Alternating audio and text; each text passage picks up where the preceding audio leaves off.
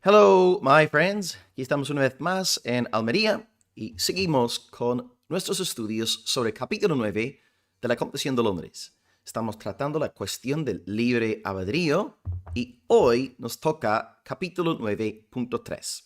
El título de esta clase está ahí en la pantalla, el libre albedrío en el estado del pecado, ¿de acuerdo? Así que el libre albedrío en el estado del pecado. En la primera clase hablamos del libre albedrío y dimos una breve introducción. Clase número 2, hablamos del libre albedrío en el estado de la inocencia, es decir, Adán y Eva antes de pecar. Ahora, punto número 3, el libre albedrío en el estado del pecado. Y voy a leeros, el texto correspondiente.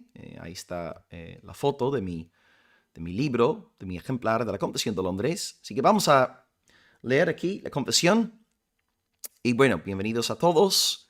Un gusto teneros conmigo. Y nada, si no estáis 100% santificados todavía, esta clase no es para vosotros, ya podéis ir apagando, ¿de acuerdo? Así que nada, vamos a leer aquí el párrafo para hoy. Y la idea es relativamente fácil de entender aquí, ¿no? No hay nada, digamos, complicado y yo sé que hemos hablado de estas verdades en numerosas ocasiones. Dice 9.3, Confesión de Londres. El hombre, por su caída en un estado de pecado, ha perdido enteramente toda capacidad de la voluntad para cualquier bien espiritual que acompañe la salvación. Por tanto, como hombre natural que está completamente opuesto a ese bien y muerto en pecado, no puede por sus propias fuerzas convertirse a sí mismo o prepararse para ello. Bueno, contundente, ¿no? Contundente. Vamos a citar la lista de Agustín de Hipona, ¿verdad? Así que a la extrema izquierda, lo que vimos en la clase 9.2, posse peccare, posse non peccare. Es decir, Adán, antes de la caída, tenía la capacidad de pecar o no pecar. Por debajo de posse peccare, posse non peccare, está escrito, Adán y Eva podían pecar o podían no pecar. Eran libres de decidir obedecer o buscar a Dios o no hacerlo.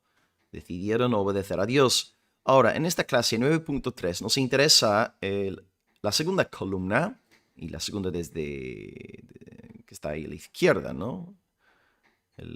La columna de la extrema izquierda la vimos la semana pasada y ahora estamos con la segunda columna que dice ahí, non posse, non peccare. Non posse, non peccare. A saber, lo que está ahí escrito por debajo, luego de la caída el hombre ahora es esclavo del pecado. No puede no pecar. Non posse, non peccare. La incapacidad de no pecar. No puede obedecer a Dios ni buscarle. Entonces yo quiero ahora demostraros que a partir de la caída en adelante, esa es la realidad, esa es la situación en la que se encuentran todos los hijos de Adán y Eva. Bueno, mejor dicho, todos aquellos que no han sido redimidos, ¿verdad? Los incrédulos, porque los creyentes, la semana que viene, Dios mediante, veremos la siguiente columna. Volvemos a estar en una condición de posse peccare, posse non peccare. Pero bueno, no voy a adelantarme. Vamos a hablar solamente del libre albedrío ahora en el estado del pecado. Estamos aquí pensando en personas no regeneradas. Personas que, por supuesto, son descendientes de Adán y Eva, porque nómbrame un ser humano que no sea descendiente de ellos. Todos somos descendientes de Adán y Eva, pero estamos pensando concretamente en los incrédulos, en los hijos de las tinieblas, etc. Bueno, nos interesa entonces la frase esa de Agustín, non posse non peccare. Non posse non peccare, a saber, la incapacidad de no pecar. El hombre, en su estado de pecado, sufre la incapacidad de no pecar. Pero al hombre natural le agrada que sea así. Él es un esclavo voluntario. Le gusta rebelarse contra Dios. ¿Es posible entonces hablar del libre albedrío del pecador? Bueno, depende. Depende de la definición. ¿Qué queremos decir con libre albedrío? Si nuestra definición de libre albedrío es el pecador siempre actúa por elección propia, pues sí. En tal caso, el pecador es 100% libre. porque peca con todas las ganas del mundo. A él le encanta.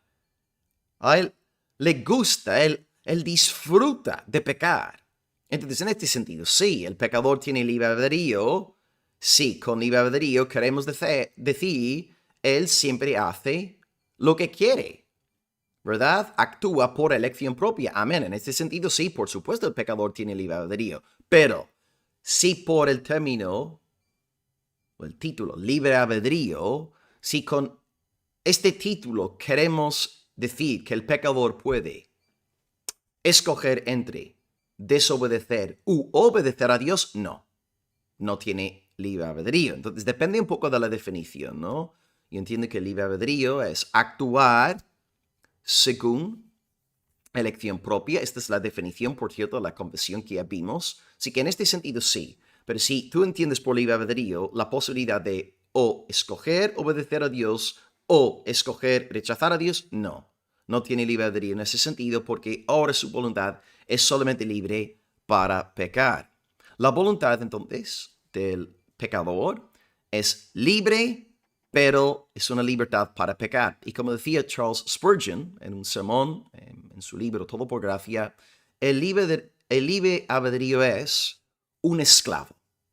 El libre albedrío es un esclavo. ¿Por qué? Porque la voluntad del pecador está completamente subordinada al pecado y solamente desea pecar. ¿Y cómo podemos defender esta idea bíblicamente, no? Una cosa es citar a Spurgeon, otra cosa es citar la Biblia. Bueno, yo creo que el texto clásico aquí es Romanos 8:7, que habla de que los designios de la carne son enemistad contra Dios. Los designios de la carne son enemistad contra Dios. Y luego Pablo agrega, no se sujetan a la ley de Dios, ni tampoco pueden. Así que en Romanos 8:7, Pablo está describiendo al hombre natural, el hombre que es de la carne.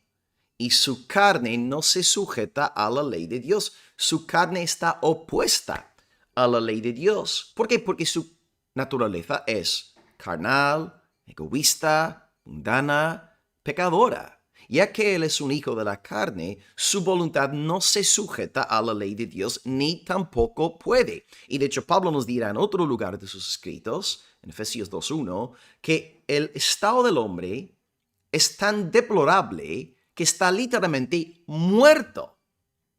Está muerto en delitos y pecados. Vamos, es fuertísimo, hermanos. El incrédulo es un cadáver espiritual. Es un muerto viviente.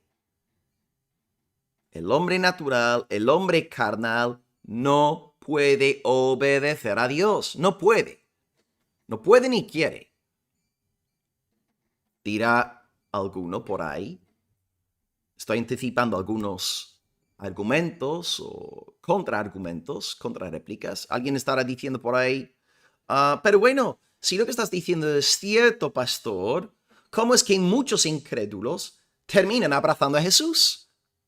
Porque dices que, bueno, el hombre natural no quiere seguir a Dios, no quiere buscar a Dios, no quiere obedecer a Dios. ¿Cómo explicar entonces la conversión de muchos incrédulos? Y yo digo, la respuesta es muy fácil. La respuesta es marcadamente fácil, ¿no? La respuesta es que Dios es quien labra la salvación en esos incrédulos. Dios los salva.